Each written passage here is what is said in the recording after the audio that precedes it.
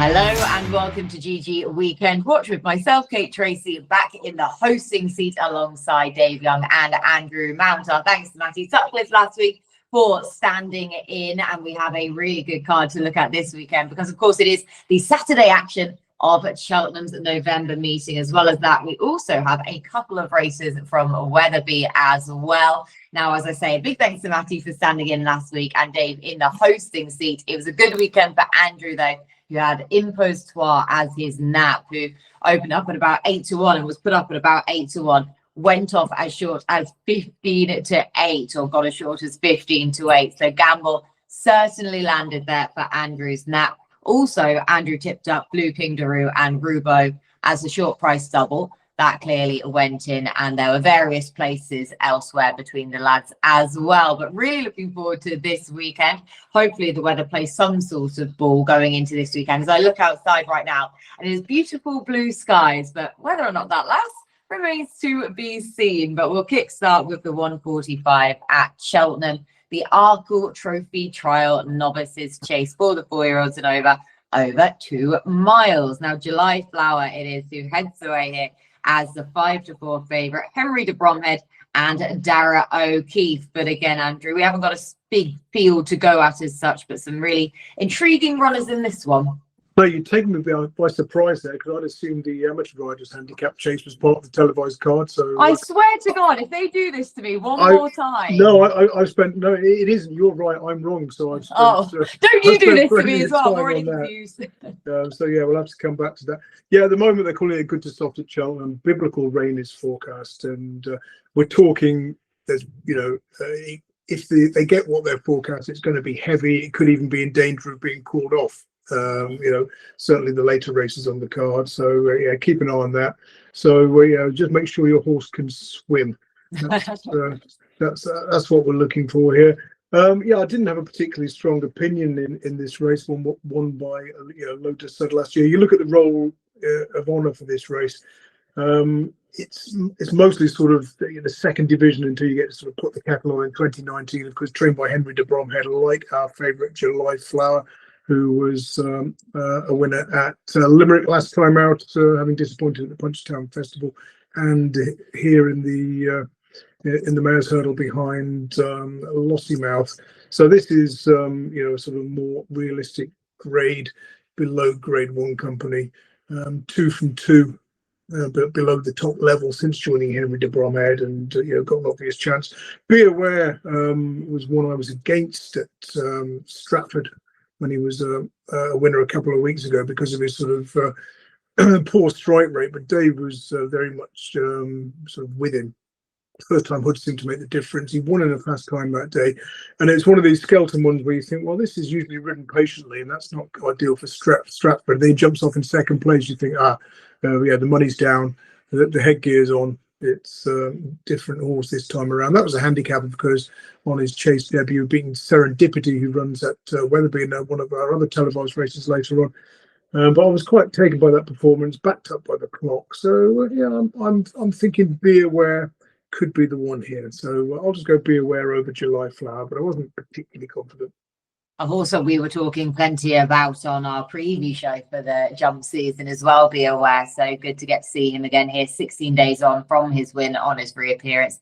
15-4 he currently is priced up at here, Dave. So was it you that was siding with him going into this season, or was it Andrew? I can't quite remember. Yeah, it was on my sort of 5 to follow. So we did the 10 in written articles, but 5 in the studio. And I made the case for Be Aware in the fact that I think he'll be aimed at these types of races, like graded company as a novice. And then if he falters, I'll make excuses and I'll back him in a Grand Annual. And if he goes well, he'll pick up lots of graded races over 2 miles on these sides of the sea. So 15-4 you mentioned there, so he's in and around 3-1ish if we just say it for good measure in here now for prices, because he did open up a little bit bigger and the market's settled a little bit now. July Flower was odds on when they redid this market, but that was just wrong as far as I'm concerned.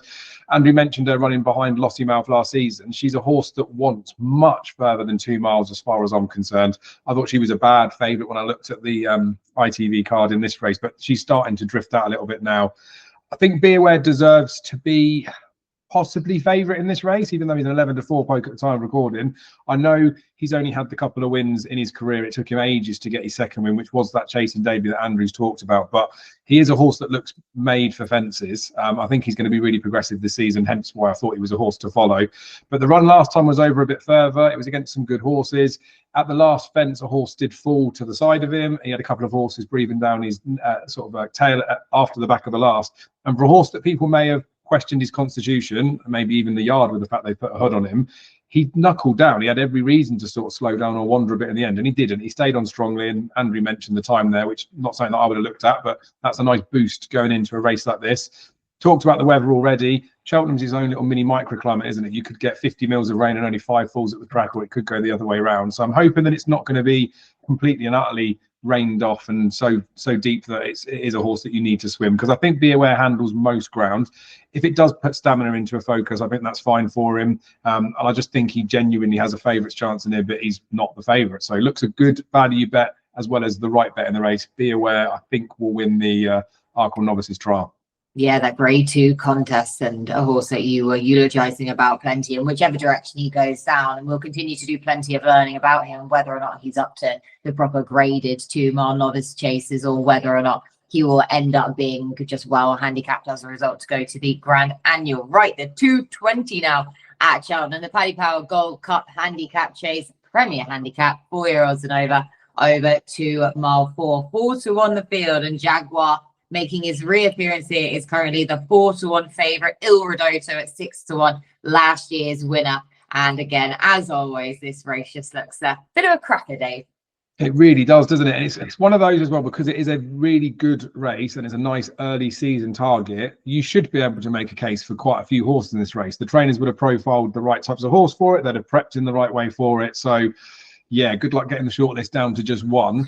It's a tricky one as well with the way the weather's going a bit as well, because I mean, we have had slower ground November meetings in the past, but you'd imagine a lot of these horses have been trained with the view that it wouldn't be desperate ground. But again, we're recording this on the Thursday. We don't definitely know what the ground's going to be on Saturday. We'll have to keep an eye on that. It will be a bit chewed up as well after Friday. We'll be sort of, I guess, halfway through the 3-day fixture by now. But I don't think it bodes well for some of the horses towards the front of the market. I don't really rate Panic Attack's form. I think she's a nice mare, but I just think she's out of her depth in this sort of company. Vincenzo, I don't think he's got enough experience in here. And again, I'm not entirely sure that a real test in a competitive race is what he needs. He's short enough, and Jaguar's short enough as well, really, considering this does look like a target. And he was progressive last season. He's probably got more to come, but there is more to come from a horse like him. So I don't think this will be the be all and end all for him. He is only a 6-year-old as well. I think profile wise, typically you want to be looking for a band of 7 to 9-year-olds with a little bit more experience than him. So the few towards the front of the market probably take or lead. Ridoto warrants respect where he is in the market. But I mean, he's probably priced short enough. He looks like they're knocking each way bet in here. I struggled with trying to find like a classier horse to make a strong case for if the weather especially goes bad, because I think you do need something that is either got graded form or is potentially pushing a 140s horse. The one that I am going to make a bit of a case for in here, though, I need to do a bit more work on the race, but it's an 8-year-old for Venetia Williams. So Venetia in the mud, we'll just say that. Hunter Legend is rated 129, so definitely about £8 lower than the bottom bar I'd set for a race like this, but has shown this season that the horse is had shown at the end of last season that the horse was going to be a bit progressive.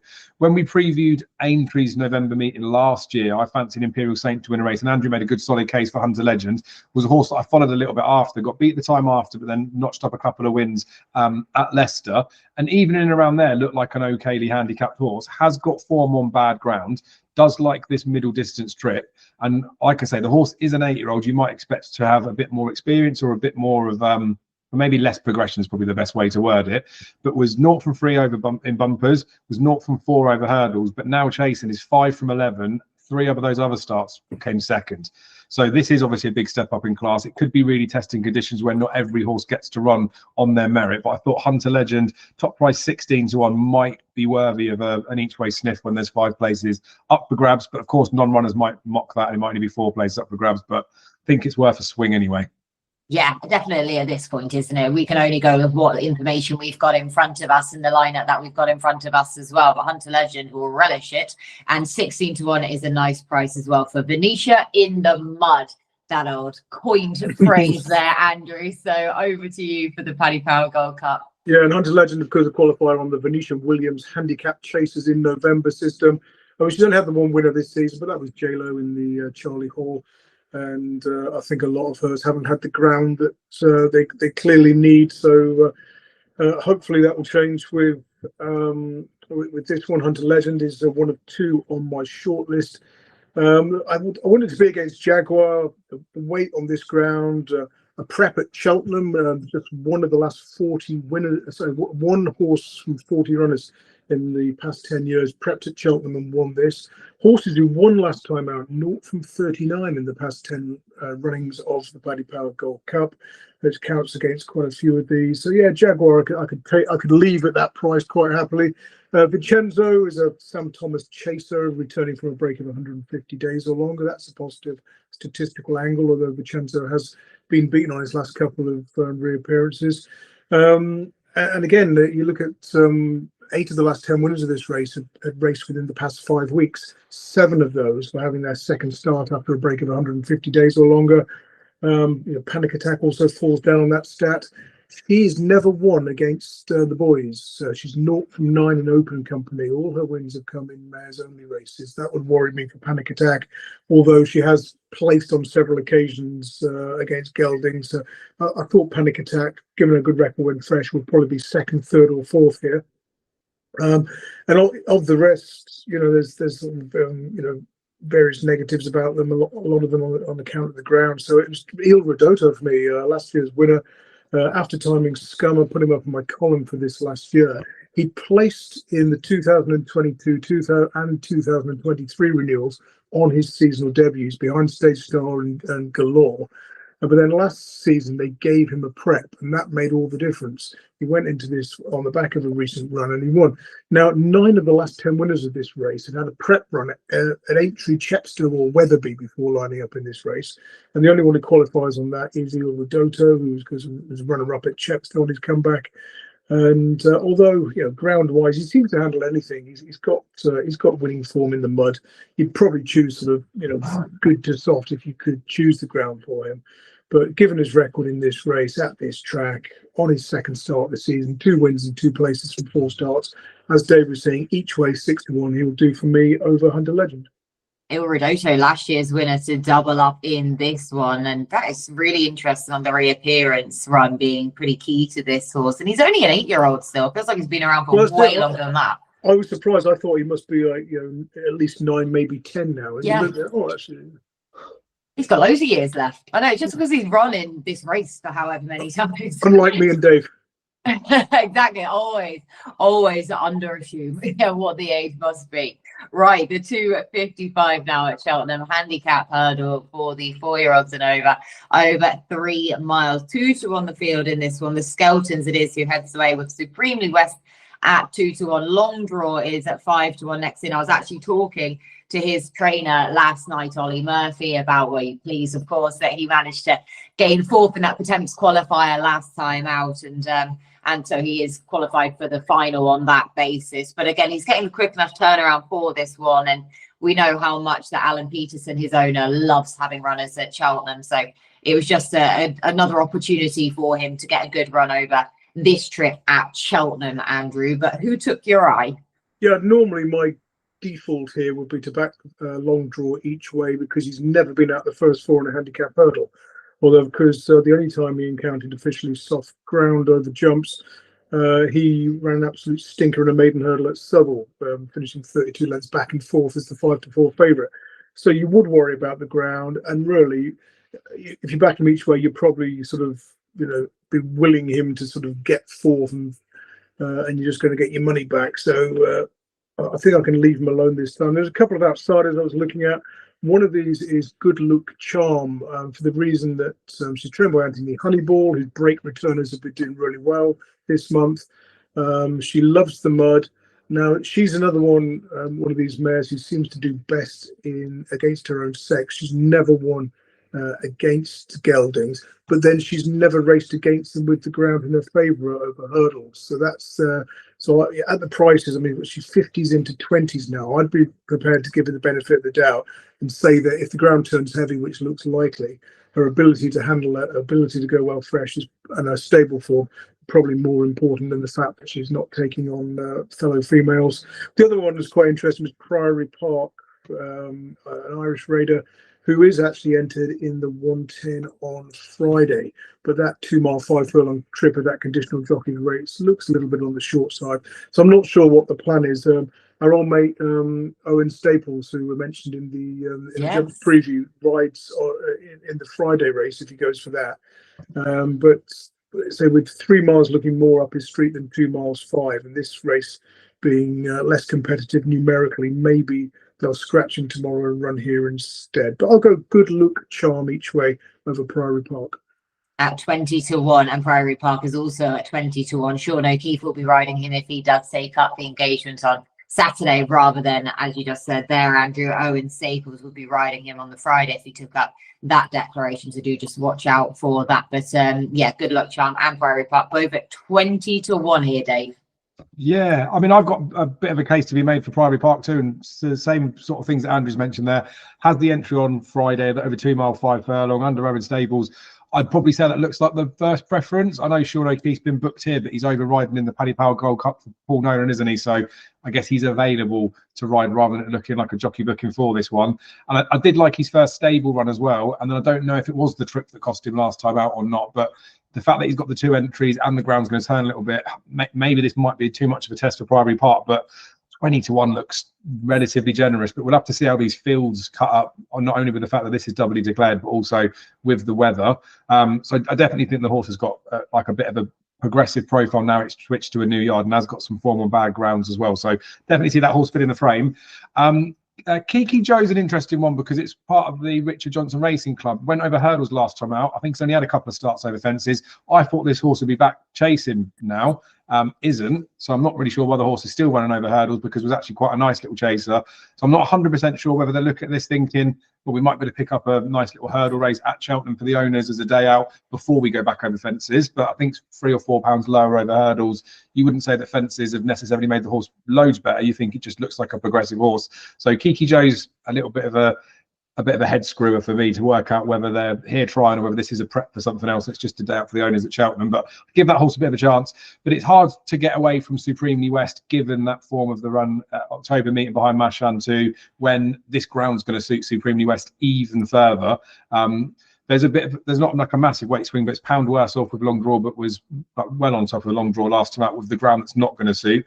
2-1 probably feels a little bit like a price where the bookies have put it in and said, well, let's just suck it and see what the market wants to do, whether people want to back the horse at the price or not. And I think with the fact that there is the weather going as it is, there could be non-runners, there could be rule falls and all sorts in there. So I don't really know what price Supremely West is going to go off at, is the long and the short of it. And I don't know whether I'd want to get too involved early if there could be rule falls sat there. But I think Supremely West is definitely the right favourite. Think's the most likely winner of this race. But I'm definitely interested in Kiki Joe to see if there's money for that horse. And then I do think Priory Park, if it doesn't run on Friday, we'll have to check why that is. But if they're going for a longer trip in more testing ground, and maybe the ground isn't as tested as we're expecting it to be, that could be a positive sign for Priory Park. So still a little bit of water to go under the bridge, but I think Supremely West is the right favourite, probably the one I'd want to be on side with. Like I say, Kiki Joe and Priory Park, keep an eye on them in the market, I think. Yeah, keep an eye on those two, 20-1, and Kiki Joe is at 6-1 at the time of recording, in from 10s actually, but Supremely West is now steady 2-1, heading the way and the right favourite according to Dave. Right, onto the 310 at Wetherby. Introductory hurdle time for the 4-year-olds and over 2 miles. 13-8 the field in this one. Fresh Perspective it is who heads the betting. So Dave, where did you start with this one? Ooh, I started with the fact that Patrick Mullins has got a ride for Harry Derham. There was something in his Racing Post blog this week or last week where he was talking about it's very different riding out for Harry Derham than it is riding at Clasutton. So didn't read the article, so it's a bit ignorant of me to be even commenting on what the relevance of those two partnering up together is. But always just read the headline. That is my experience. Always just do that. It tends to just pretty much, yeah. Somebody's whole thing. You don't need the rest of it. It's fine. No, but it's tricky because obviously, with all due respect, when Patrick Mullins was riding in Gaelic Warrior at Aintree and Paul Townend was on the other horse that pulled up, you look at that and think, well, that's a negative. And then you're looking at this race and people will be going, oh, Patrick Mullins riding for Harry Derham, like it's a positive. But the horse's form won last time out, but was £19 inferior on RPRs to the favourite Fresh Perspective. I looked at this one because it's difficult. There's not that much substance in some of the horses in behind. Like Lorraine de Sil for the Skeltons looks like a horse that potentially could be like a nice hurdler, but you wouldn't be screaming out to think that this is going to be pushing 130s on its first run, because I think Fresh Perspective, it was 120 or 121 the horse got for that debut over hurdles.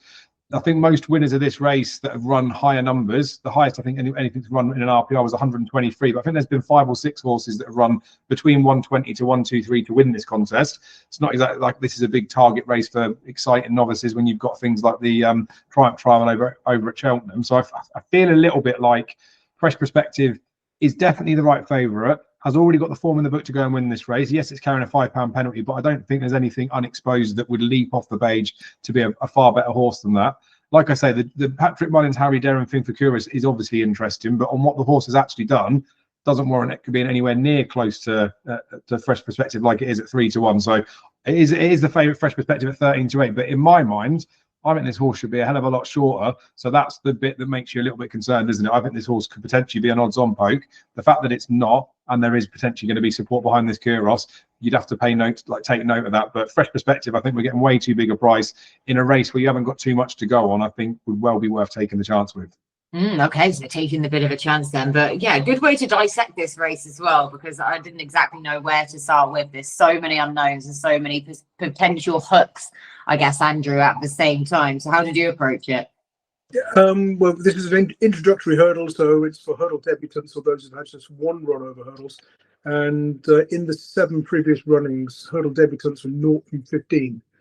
So that would perhaps count against Minstrel Knight, who's 5-1, making his debut over jumps. He was useful in the mud on the flat. So obviously, sort of soft ground at York's very different to what could be very soft ground at Wetherby, but that's encouraging anyway. But yeah, so I'd be looking to sort of oppose my right-hand man as well, because he's a point winner, but he's yet to run over hurdles. And same comments apply to Warren. Coming off the flat. So you look for those ideally aged 5 who've had the 1 run over hurdles previously, and you come down to the favourite in the second. Favourite, so Kuros was impressive at Newcastle, but I don't think Mahaba, the champ, is going to be a world beater over hurdles, the runner-up that day. So I'm like Dave with Fresh Perspective. I know he bombed out at Ascot on his second start under rules, but possibly didn't like going right-handed. He was keen that day as well. And when he did go over hurdles at Fontwell next time, he jumped out to his left. So I think going left-handed will be his forte. His trainer was waxing lyrical after that run, saying he could be very good and he's done everything wrong, but he still won impressively. So yeah, let's go Fresh Perspective as well. And I think I'll agree with Dave that the 13-8 could be under pressure.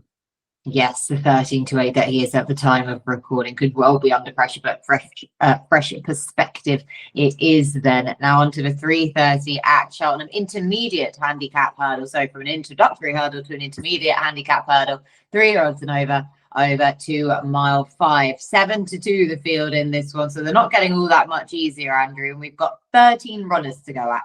Yeah, the market has been a good guide to this race. You backed every favourite in the last 10 years, including joint or co-favourites. You'd have found 6 winners from 12 bets, made a profit of £10.48. At the moment, that's Jurancon for David Pipe, who's had wind surgery since we saw him win at Newbury in the mud in early March last term. And he's incredibly consistent at just a string of 1s and 2s, since he was switched to rules from the point-to-point field.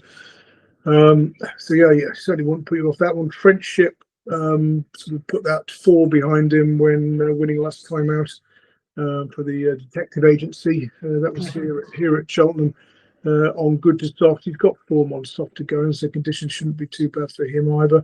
So yeah, I sort of went through it and I thought, yeah, there's an awful lot here I could make a case for, but I'm just going to be very boring. Go with the favourite angle and go with Jurancon, but I'm not had a bet in the race. I don't think I'll be tipping anything up in this in my column either.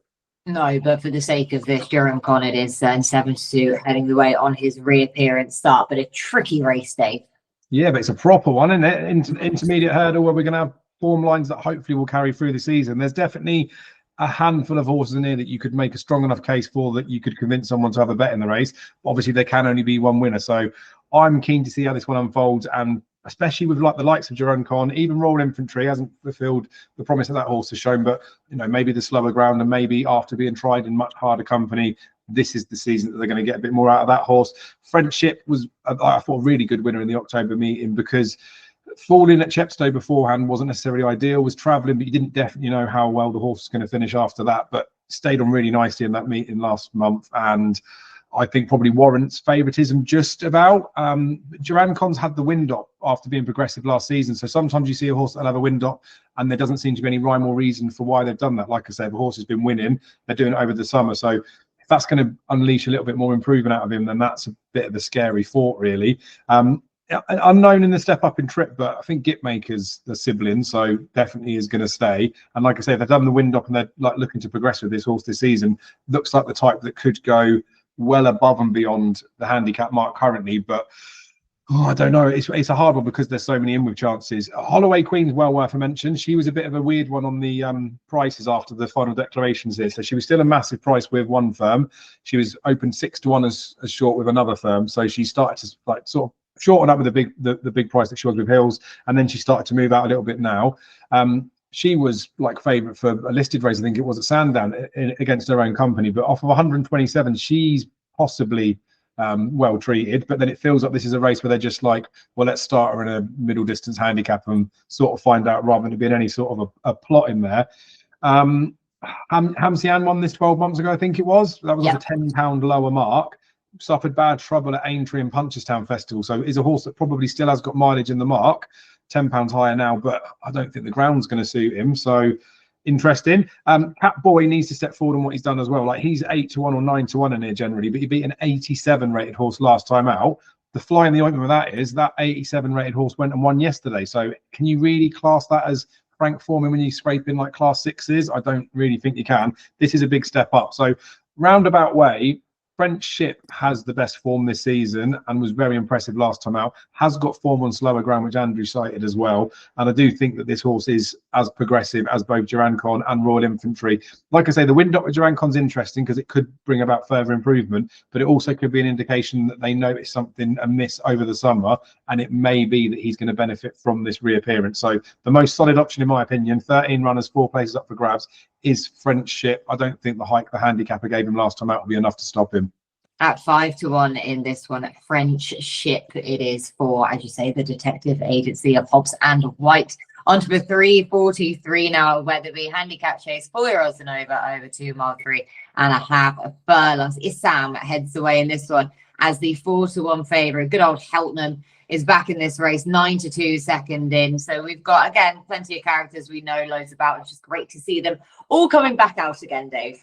It is, yeah. And you say we know loads about them. I still don't think I've got a clue what Cheltenham's going to do week in, week out. I don't think Cheltenham's got a clue what Cheltenham's going to do. And it's hard as well because you look at back form for horses like that, and then you see him go and win, and you're like, geez, that's a very well handicapped horse, and then he just doesn't do it again for a period of time.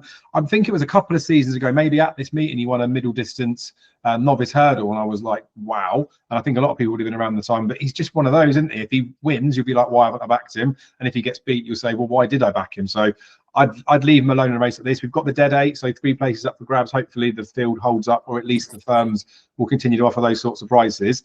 Primoz is the frustrating one to get a handle on because he has to be better than 129, but he's just constantly not really showing it. So he's frustrating more than anything, but he's doing lots wrong and still running in and around the mark that he's currently at. I feel like he's the type of horse that one of these days everything's just going to click, whether it's being at the right track or being in the right race, or I don't know, just a jump that sends him into the right direction. I feel like Primoz is a very well handicapped horse, but completely can't trust him.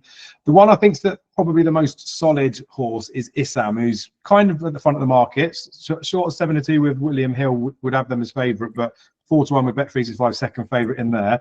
Had the 2 chase starts, which came at the back end of last season. One was a neck win, I think it was, or a head win, and then it was a neck second. So right up in the mix on both those occasions. Both those RPRs were above the official rating the horse has got now. And given it was a start at the end of the season for like chasing, I feel like this is going to be the season where the horse will be able to progress nicely.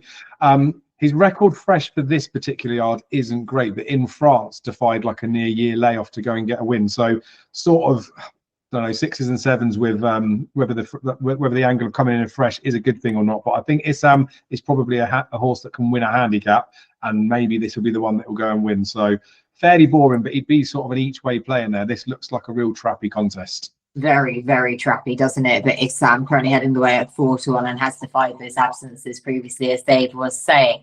Andrew, how are you playing this Wetherby contest? Yeah, this is really tricky because although there's not as much rain forecast at Wetherby as there is at Cheltenham, it could still turn soft here, which would count against Paris Encore, who was on my radar given the good form of Nicky Richards' yard. Jerryville, I looked at, a course and distance winner who won in January last year from Serendipity, but I thought he might need another run. He tends to sort of perform best sort of third, fourth, fifth time out. So keep an eye on him for the future, perhaps. Primoz was a possibility. Vintage Fizz runs here a week after pulling up early in the Grand Sefton, where he's badly hampered at the third, pulled up at the fourth. He attracted quite a bit of late money that day. I think it's for 18s into 12s. He's got the cheap pieces on for the first time. So he's got possibilities given his generally consistent profile left-handed, but he wouldn't want too much rain. Serendipity, I was all set to sort of go for, given that encouraging reappearance run when a time of year when Joel Parkinson and Sue Smith's run is generally improved for it. But he's another one who might need another couple of runs, and we'll probably see him winning at Catterick in January, like most Sue Smith horses. So I can leave him alone at the price. Cheltenham, yeah, like you say, is coin toss as to what he does. So I was kind of running out of options really. So I kept coming back to the fact that seasonal debutants do so well in this race, and like Dave was sort of leaning towards Issam, who's got the soft ground form that some of these lack. So I'll go Issam right about 4-1. Issam as well. You two in lots of agreement today. It's good to see, to be fair. I do like it when you two actually have these same form lines. Yeah, same thinking lines that the pair of you two are along. Right, that is a rattle through the ITV races. So, Andrew, go back to you, please. Anything from anywhere else? Yeah, the first race at Cheltenham, the 12:35, is the Triumph hurdle trial. And I've banged on before about how Jane Williams and Nick Williams before, they whenever they pitched a juvenile into a listed or graded race second time out, regardless of what it did on debut, they often did pretty well. So the fact that this one was only was 40-1 on debut at Chepstow last month, finished a good third to Ames at 40-1. I thought so. Matiwo might actually run some sort of race here. It's sort of 33-1. So keep an eye on that one for the price of a lottery ticket each way. And the amateur riders' handicaps always interested me because jockeys who claim that the maximum £7 here have got a poor record. Naught from 34 in the past 10 years.